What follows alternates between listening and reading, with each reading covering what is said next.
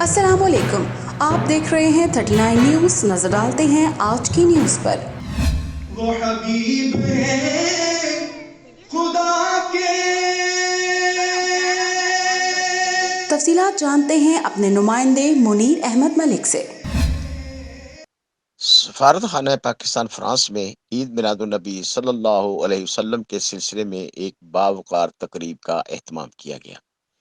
تقریب میں پاکستانی کمیونٹی کی کثیر تعداد نے شرکت کی، جن میں خواتین اور بچوں کے علاوہ سفارتی عملے کے اراکین بھی شامل تھے۔ ہیڈ کونسلر احسان کریم نے نظامت کے فرائض سر انجام دیے۔ تلاوت کلام پاک کے بعد وزیر اعظم پاکستان عمران خان کا پیغام پڑھ کر سنایا گیا۔ پھر مدت رسول پر بچوں نے بہت خوبصورت انداز میں نعت رسول مقبول صلی اللہ علیہ وسلم پیش کی۔